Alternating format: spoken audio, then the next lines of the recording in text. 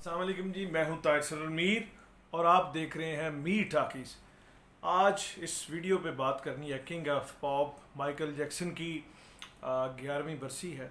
انہیں ہم سے بچھڑے ہوئے 2009 میں 25 جون کو وہ ان کی نیم مردہ حالت میں وہ اپنی خوابگاہ میں پائے گئے۔ جب انہیں ہاسپٹل میں لے جایا گیا تو پہلے جو میڈیا میں خبر آئی کہ مائیکل جیکسن نے خودکشی کر لی ہے، سوسائڈ کیا ہے، اور اس کے بعد یہ بھی سوچا گیا کہ ان کا مرڈر ہوا ہے۔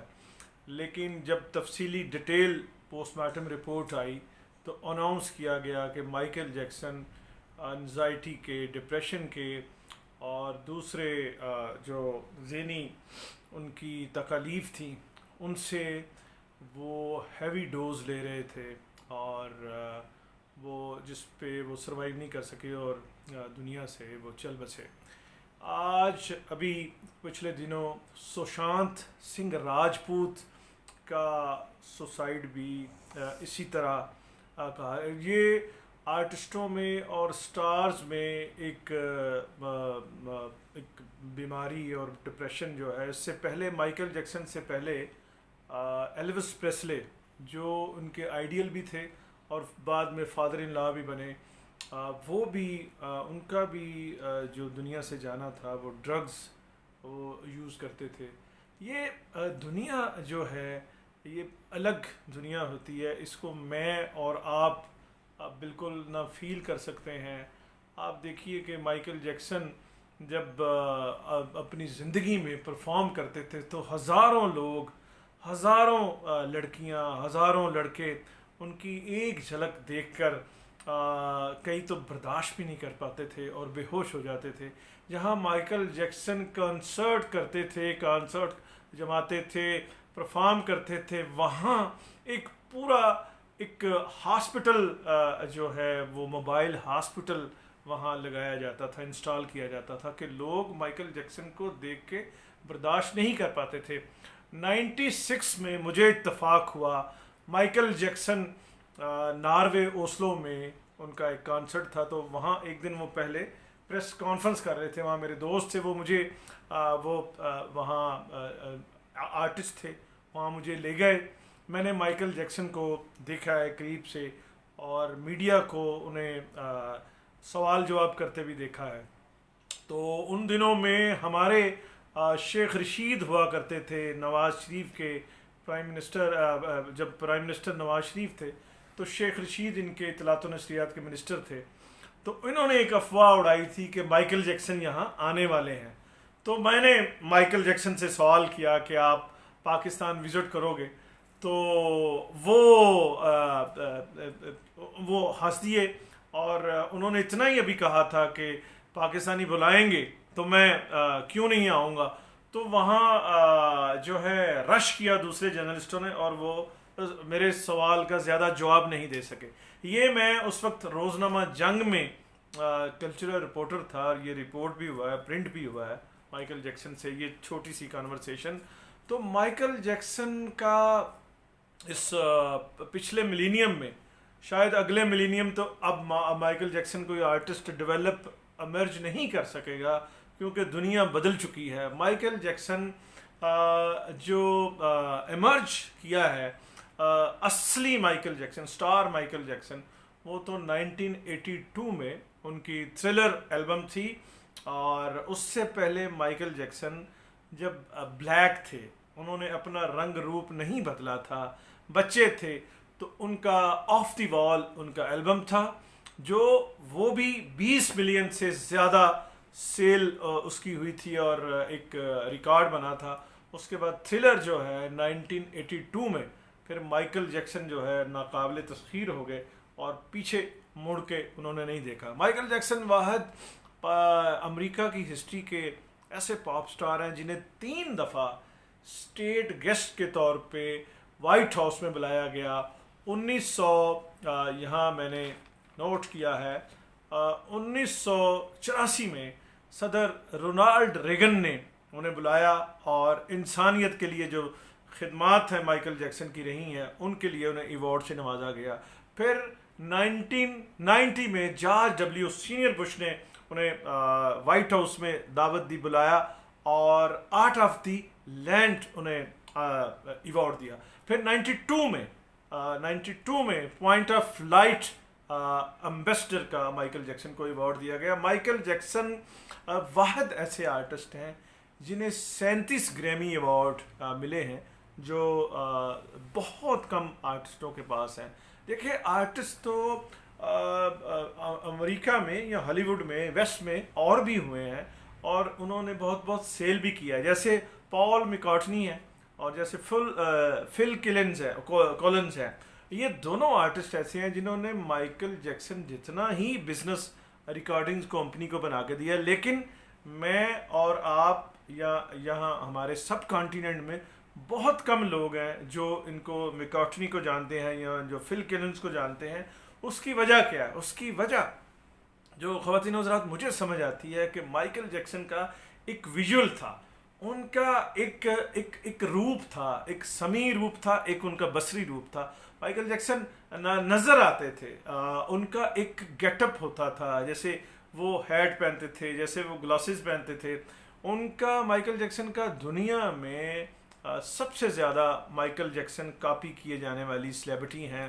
ان کے جو جوتوں کا سٹائل ہے، ہمیں یاد ہے کہ ہم جب بچے تھے تو ایک خاص قسم کا میکیشن جو مائیکل جیکسن یوز کرتے تھے وہ بہت سستا مل جاتا تھا، اویلیبل ہوتا تھا. جس طرح سے ساکس، وہ وائٹ ساکس مائیکل جیکسن استعمال کرتے تھے وہ، اور مائیکل جیکسن کی کیپ، مائیکل جیکسن کے شرٹس، مائیکل جیکسن کے ٹی شرٹس.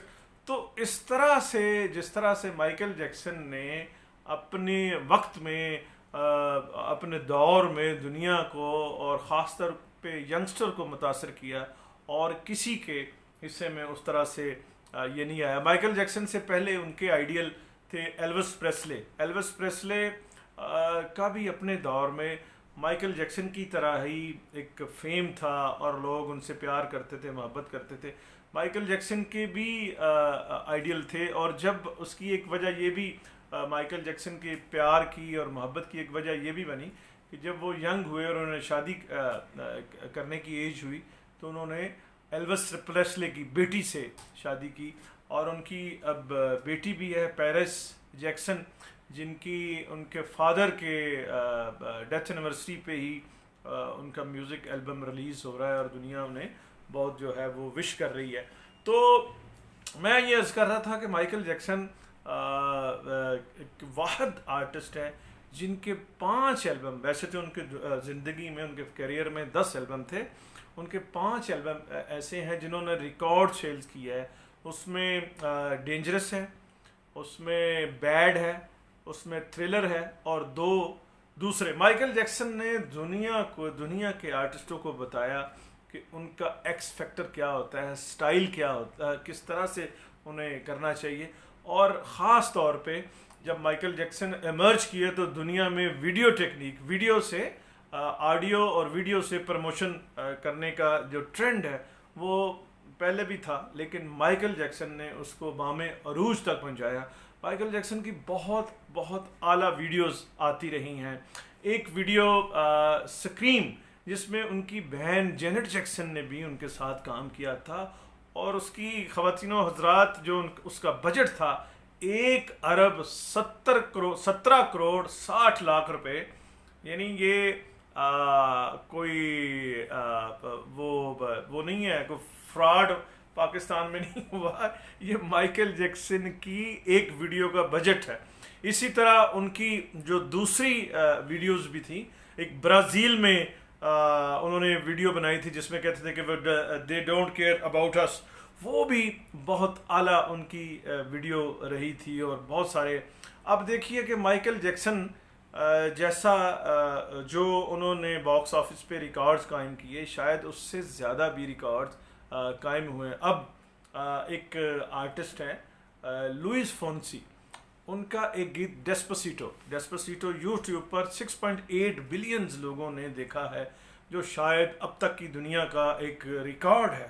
لیکن لوئس فونسے کو پاکستان میں یا سب کانٹیننٹ میں بہت زیادہ لوگ نہیں جانتے، اور بہت سارے لوگ جو ہیں وہ اس کو اس طرح سے نہیں ہے کہ وہ اس کی تصویریں جو ہے اپنے خوابگاہ میں آویزاں کر لیتے ہوں گے. یہ اعزاز مائیکل جیکسن کو ہی نصیب ہوا تھا کہ ینگ جنریشن نے، ان کے فینس نے ان کی تصویریں اپنے بیڈ روم میں تو آویزاں کی، لیکن اس کے ساتھ ساتھ اپنے دل و دماغ پر بھی آویزاں کر لی تھی.